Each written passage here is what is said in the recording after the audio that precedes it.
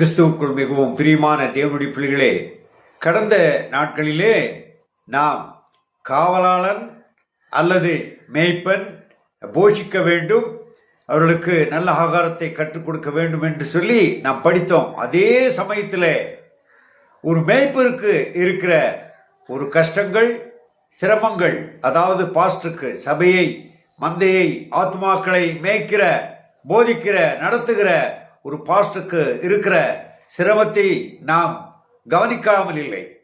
அருமையான தேவனுடைய பிள்ளைகளே, அப்படிப்பட்ட நல்ல போதர்களால் இன்று நாம் ஊழியர்களாக இருக்கிறோம். அப்படிப்பட்ட நல்ல மேய்ப்பர்களால் இன்று நாம் சாட்சிகளாக இருக்கிறோம். காரணம், நானும் சுவிசேஷ ஊழியனாக அழைக்கப்பட்டிருந்தும் அந்த அழைப்பை நான் உறுதிப்படுத்தி நான் அதை நடைமுறைப்படுத்திக் கொண்டு வருகிறேன். இருப்பினும் எனக்கு இருந்த சில சூழலிலே 3 இடங்களிலே நான் போதகராக இருக்க வேண்டிய சூழல் இருந்தது. ஆகவே அந்த கஷ்டம், அந்த சிரமத்தை நான் அனுபவித்திருக்கிறேன். நல்ல போதர்களால் இன்று நாம் இப்படி உயர்ந்த நிலைக்கு வந்திருக்கிறோம். அதற்காக நாம் நன்றி செலுத்த கடமைப்பட்டிருக்கிறோம். இங்கே ஒரு வசனத்தை நான் வாசிக்கிறேன். வரக்கூடிய நாட்களிலே போதகர்களுக்கு இருக்கிற சிரமங்கள், போதகர்கள் படுகின்ற கஷ்டங்களை குறித்து நாம் கற்றுக்கொள்ளலாம். இதனால் விசுவாசிகளும் தங்களுடைய மனநிலையை மாற்றி திருச்சபைக்கு தூண்டலாக, சாட்சிகளாக இருக்க தேவன் கிருபை செய்வார். யோவான் சுவிசேஷம் 10ஆம் அதிகாரம் 14ஆம் வசனம், அனைவரும் தெரிந்த வசனம், அடிக்கடி கேட்கும் வசனம். நானே நல்ல மேய்ப்பன், பிதா என்னை அறிந்திருக்கிறது போலவும் நான் பிதாவை அறிந்தது போலவும் நான் என்னுடையவைகளை அறிந்திருந்தும் என்னுடையவர்களால் அறியப்பட்டும் இருக்கிறேன்.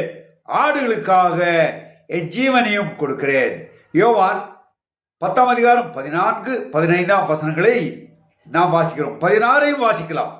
இந்த தொழுவத்தில் உள்ளவைகளை அல்லாமல் வேறே ஆடுகளும் எனக்கு உண்டு, அவைகளையும் நான் கொண்டு வர வேண்டும். அவைகள் என் சத்தத்திற்கு செவி கொடுக்கும். அப்பொழுது ஒரே மந்தியும் ஒரே மேய்ப்பனும் ஆகும். ஆத்துமா பாரமுள்ள நல்ல மேய்ப்பர்கள் இந்த உலகத்திலே நமது மத்தியிலே இருப்பதற்காக, அப்படிப்பட்ட போதர்களுக்காக நாம் நன்றி செலுத்துவோம். அப்படிப்பட்ட மேய்ப்பர்களுக்காக நாம் நன்றி செலுத்துவோம். தொடர்ந்து நாளைய தினத்திலிருந்து போதர்களுக்கு இருக்கிற சிரமங்களை குறித்து நாம் கற்றுக்கொள்ளலாம். தேவன் தாமே இப்படிப்பட்ட கிருபையை நமக்கு தந்து நாம் சாட்சிகளாக இருக்க, மற்றவர்களுக்காக ஜெபிக்க நாம் தூண்டப்படுகிறோம். தேவன் தாமே ஆசீர்வதிப்பாராக. ஆமேன், ஆமேன்.